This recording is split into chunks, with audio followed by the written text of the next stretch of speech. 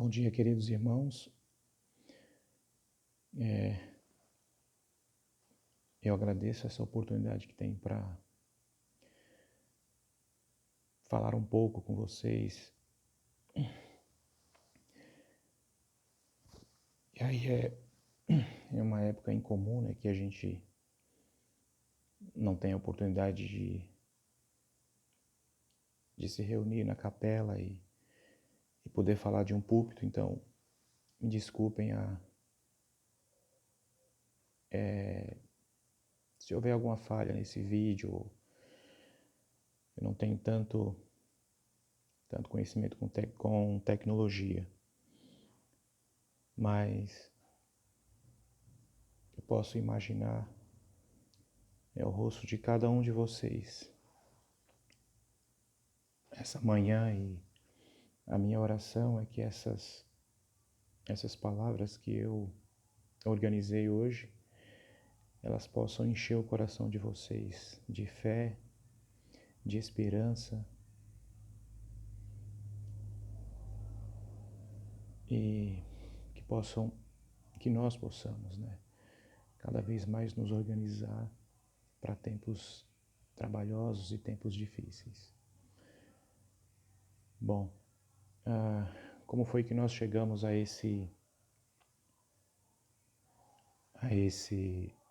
decidir a organizar algo assim para vocês? Cada ala de nossa estaca teria que organizar um plano de emergência. E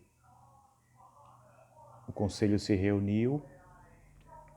da ala se reuniu e foi conversado alguns assuntos. Eu não tive a oportunidade de estar com o conselho na primeira reunião, mas pensei no que a gente poderia fazer durante a semana seguinte, que nos reuniríamos de novo em conselho para finalizar o plano de emergência da ala. E aí eu comentei, né, comentando com o bispo, que no final do conselho que a gente poderia, a gente precisaria, cada família, cada indivíduo de nossa ala, cada filho de Deus precisa ter um plano de emergência, um plano que numa eventual perca de seus recursos ou perca de um trabalho, enfim, uma adversidade como a que a gente está enfrentando hoje, né, com essa pandemia no mundo, a gente venha com esse plano a ter uma segurança maior. E aí eu separei aqui para ler para os irmãos 2 cartas da primeira presidência. E aí os irmãos podem entrar na biblioteca Sud e ter acesso a essa carta. São 2 cartas da primeira presidência. É datada do mês 3 de 2007. Tá bom? Então diz assim: prezados irmãos e irmãs, nosso Pai Celestial criou esta linda terra com toda a sua abundância para o nosso benefício e uso. Seu propósito é o de prover nossas necessidades. Ao seguirmos com fé e obediência, Ele nos ordenou amorosamente que preparássemos todas as coisas necessárias. Doutrina e Convênio 109, versículo 8. Para que, caso sobreviesse a adversidade, pudéssemos cuidar de nós mesmos e de nossos vizinhos e apoiar o bispo à medida que ele cuida das outras pessoas. Incentivamos os membros da igreja em todo o mundo a prepararem-se para as adversidades da vida, fazendo armazenamento básico de mantimentos e água e uma poupança em dinheiro, pedimos que sejam sábios ao armazenarem mantimentos e água e ao fazerem uma poupança. Não cheguem a extremos. Não é prudente, por exemplo, fazer dívidas para conseguir um armazenamento imediato. Com planejamento cuidadoso, com o passar do tempo, organizem um estoque de mantimento e uma reserva financeira. Estamos cientes de que alguns de vocês talvez não tenham recursos financeiros nem espaço para tal armazenamento. Outros talvez sejam proibidos por lei de armazenar grandes quantidades de alimento. Queremos incentivá-los para que armazenem tanto quanto as circunstâncias o permitam. Que o Senhor os abençoe em seu empenho para obter um armazenamento doméstico, a primeira presidência. E aí ele vem com algumas diretrizes nesse folheto, estoque para 3 meses. E aí ele diz, preparem um pequeno estoque de mantimentos que façam parte de seus hábitos alimentares diários. Uma forma de fazer isso é comprar alguns poucos itens extras todas as semanas e ter um armazenamento suficiente para uma semana. Depois você poderá gradualmente aumentar seu estoque até que tenha o suficiente para 3 meses. Deve-se fazer um rodízio regular para evitar que estraguem. E aí eles incentivam a gente a armazenar água, e aqui no folheto tem, né, a maneira adequada que a gente tem como armazenar essa água. E aí ele diz, no próximo parágrafo aqui, faça uma reserva financeira, economizando um pouco de dinheiro a cada semana e aumentando gradualmente até conseguir uma quantia razoável.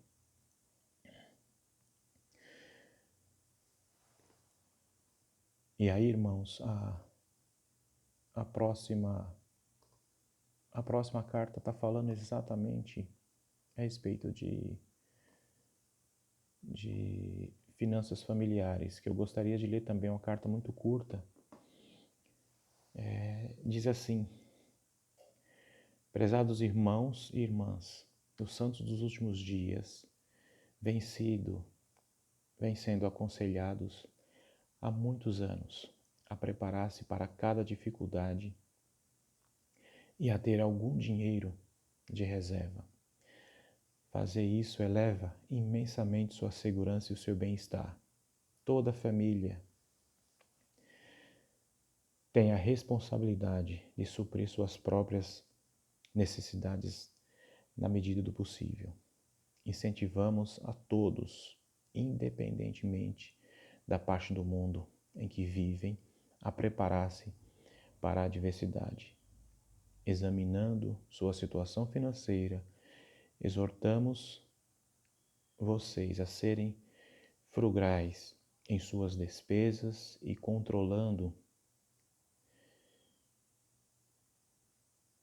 controlados ao fazerem compra a fim de evitarem dívidas. Paguem as dívidas o mais rápido possível e livrem-se desse cativeiro. Economizem algum dinheiro regularmente para que gradualmente tenham uma reserva financeira. Se tiverem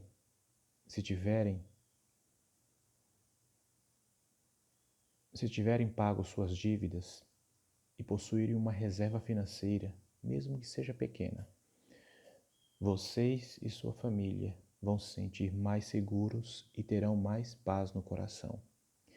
Que o Senhor os abençoe e a sua família em seu empenho relacionado às finanças da família, a primeira presidência. E aí nesse folheto tem algumas diretrizes também para que a gente possa ser mais organizado nesse sentido. Irmãos, pensando nessa preparação,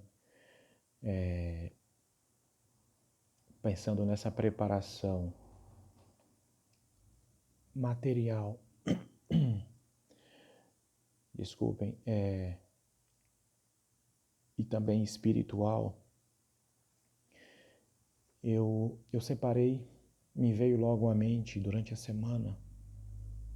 semana que passou, me veio logo à mente algumas coisas relacionadas a esses assuntos, né, que nós tratamos agora nessas duas cartas. Eu gostaria que vocês pensassem em uma pergunta e no final dessa transmissão a gente pode deliberar.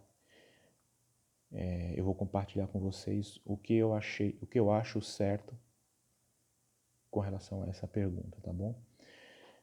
Então, para vocês ponderarem, o que é preciso para o homem mudar a sua natureza mundana, ou a sua natureza carnal. Então, no final a gente vai, eu espero que eu lembre, né? No final a gente vai deliberar um pouco a respeito dessa pergunta, tá bom?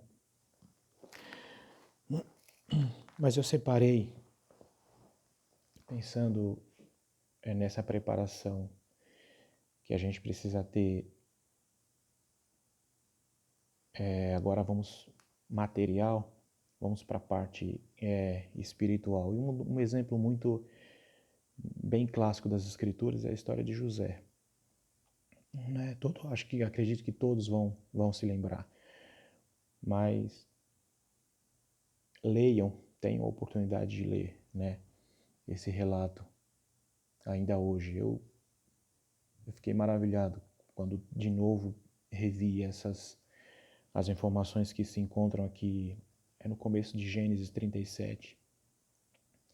E aí a gente vai ler um pouquinho até só relembrar um pouco da história, né, até o 41. Tá bom. Mas vocês já pensaram por que José era o filho preferido de Jacó? Vamos olhar um pouquinho no começo da vida, da infância de José. José tinha 13 irmãos. Ele tinha 11 irmãos homem e uma irmã. Só para contextuar, né? E o nome dela era Diná, nome da irmã de José. Então, de José, filho de Jacó, com Raquel, que era a que ele amava, ele só teve 2 filhos, que era Benjamim e José. E aí, olha só, no começo do 37 a gente já percebe que José começa a se destacar dos irmãos dele. A personalidade de José era diferente. No versículo 37 diz assim: E Jacó habitou na terra das peregrinações de seu pai, na terra de Canaã. E essas são as gerações de Jacó, sendo José de 17 anos, apacentava as ovelhas com seus irmãos. E estava este jovem com os filhos de Bila e com os filhos de Zilpa, mulheres de seu pai. E José contava a má fama deles a seu pai. Israel amava José mais do que todos os seus filhos, porque era filho da sua velhice fedes uma túnica de várias cores. Então, irmãos, essa parte aí, só para a gente entender bem por que que José amava mais, por que Jacó amava mais José.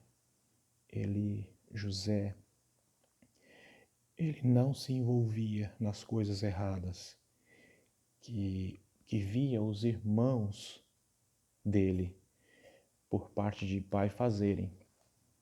E a gente está falando dos irmãos que seriam as 12 tribos de Israel, né? Dos irmãos que seriam que se dividiriam e se tornaria aquelas promessas que o Senhor fez e renovou com Jacó, fez com Abraão e Isaac e renovou com Jacó, tá bom? Então, só para a gente entender um pouco,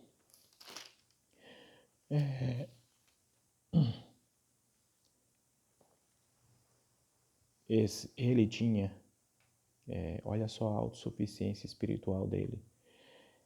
Ele vivia bem com seu pai e a sua família, e os irmãos, com ciúmes dele, o que eles fizeram?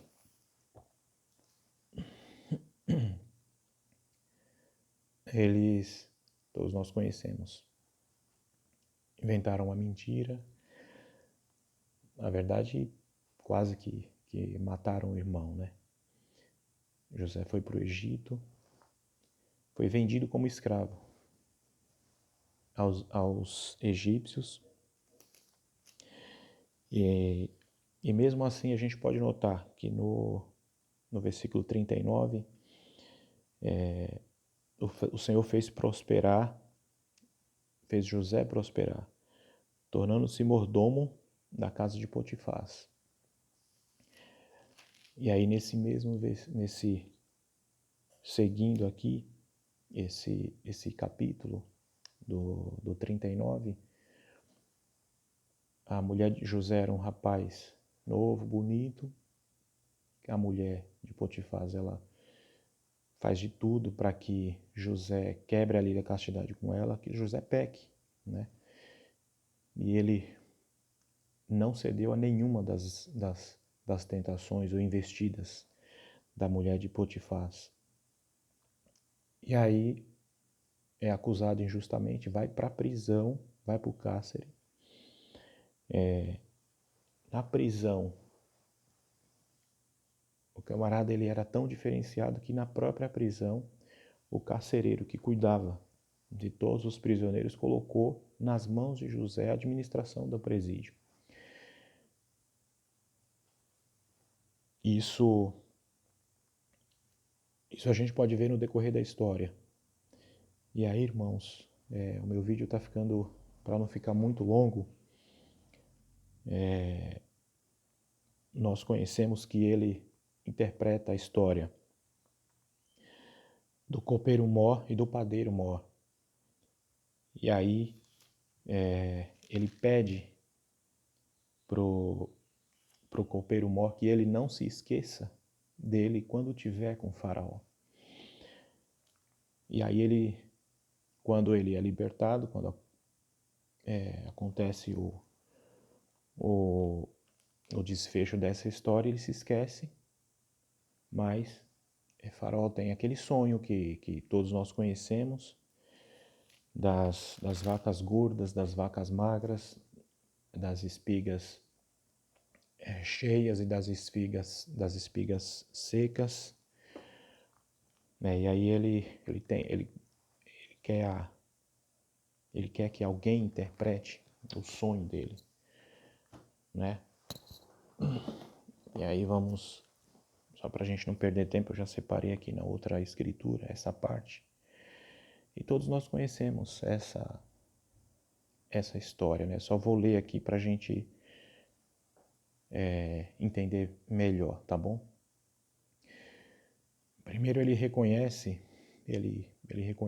a necessidade dele de Deus. não é ele que interpreta, mas é Deus que está fazendo ele saber a interpretação do sonho. Então José era uma pessoa humilde, reconhecia a mão de Deus na sua vida, no que ele fazia. O que José colocava a mão para fazer prosperava. Isso, irmãos, por causa da obediência, por causa da retidão que José ele tinha, da comunhão que José tinha com Deus. E aí que nós possamos pegar isso como exemplo, que nós possamos ser homens, ser filhos de Deus, homens, mulheres, jovens, velhos, íntegros, assim como José foi, tá bom? E aí depois que ele interpretou o sonho de Faraó, ele diz o seguinte, ele dá, irmãos, a solução do problema. No 33 do 41 ele diz assim, portanto, procurai Faraó agora um homem de discernimento e sábio, e o ponha sobre a terra do Egito. E faça isso, Faraó, e o ponha governadores sobre a terra, e tome a quinta parte da terra do Egito nos 7 anos de fartura, e ajuntem toda a comida desses bons anos que vêm, e amontoem o trigo debaixo da mão de Faraó para mantimento nas cidades e o guardem. Assim será o mantimento para provimento da terra para os 7 anos de fome que haverá na terra do Egito, para que a terra não pereça de fome. E essa palavra foi boa aos olhos de Faraó.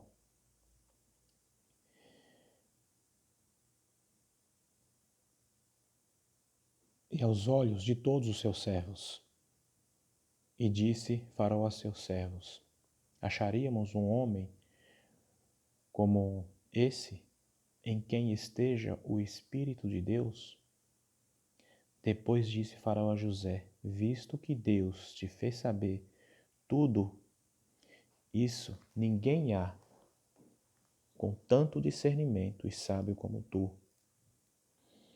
Tu estarás sobre a minha casa, e por tua boca se governará todo o meu povo. Somente no trono eu serei maior que tu. Disse mais Faraó a José, vês que te pôs sobre toda a terra do Egito. E tirou Faraó o seu anel da sua mão e o pôs na mão de José, e o fez vestir de roupas de linho fino, e pôs um colar de ouro no seu pescoço, e o fez subir no segundo carro que tinha, e clamavam diante dele, ajoelhai. Assim o pôs sobre toda a terra do Egito.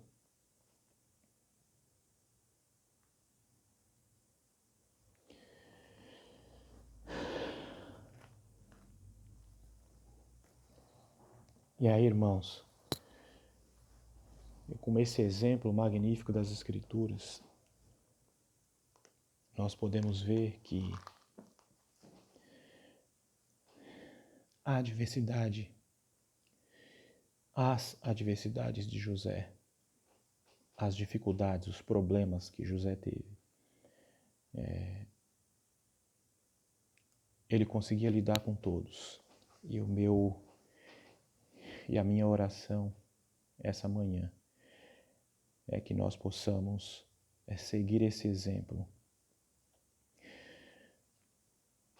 E aí, José, ele tinha um coração, um desejo muito grande de perdoar também.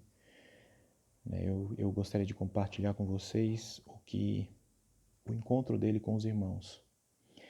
Em certo momento, ele se fez revelar para os irmãos dele que estavam passando fome em Canaã e foram até o Egito. Eles ficaram sabendo que no Egito tinha mantimento, eles foram comprar.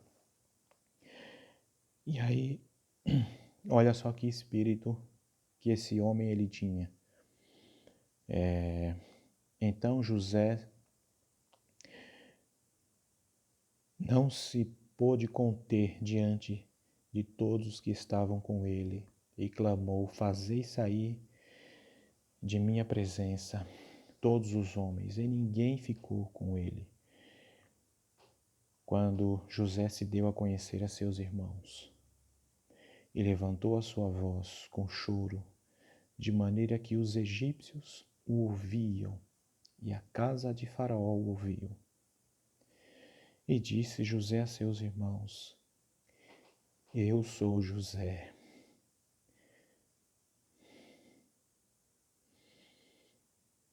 Vive ainda meu pai?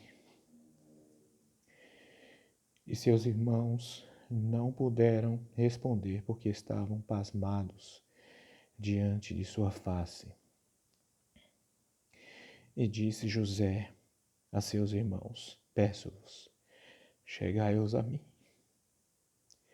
E chegaram-se. E então disse ele: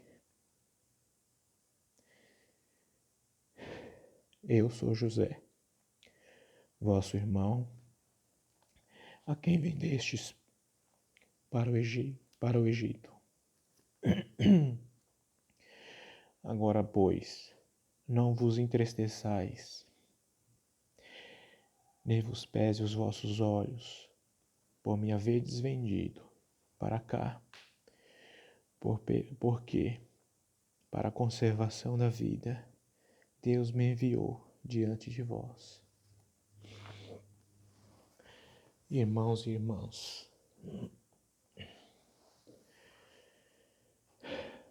que nós possamos sentir o desejo de perdoar, de amar uns aos outros, que nós possamos ter esse espírito, que nós possamos nos preparar, irmãos,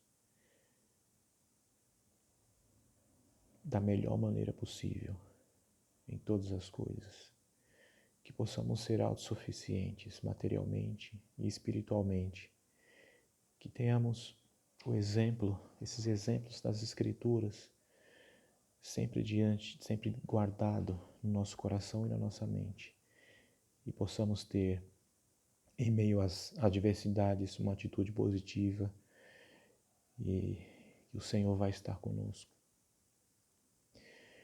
Nunca se esqueçam, irmãos, de orar, esperar, confiar e agradecer. Para finalizar, em resposta à pergunta que eu fiz no decorrer do discurso aí, para a gente ponderar o que é preciso para o homem mudar a sua natureza mundana. Irmãos, é tempo. Nós precisamos de tempo para se já estamos conectados ou se não estamos conectados. Se já estamos conectados, precisamos continuar com o tempo de vida que o Senhor nos concede a perseverar até o fim. Em nosso testemunho do Salvador Jesus Cristo, aquele que redime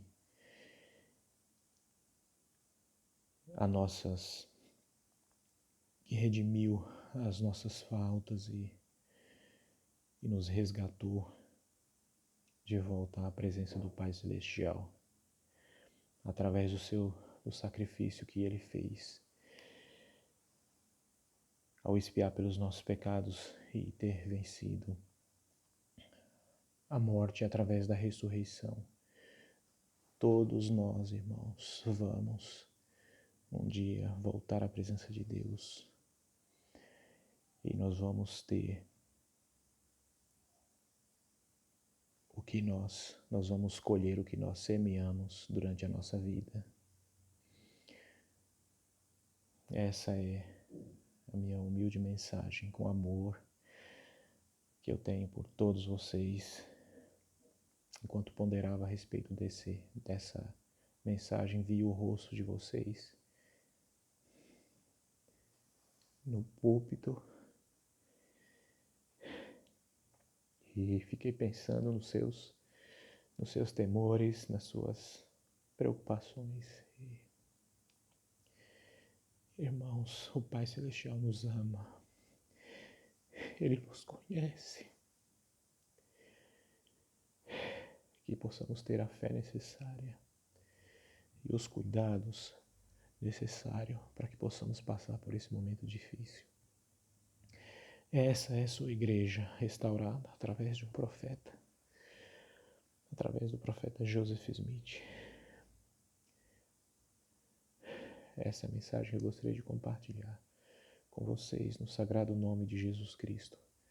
Amém.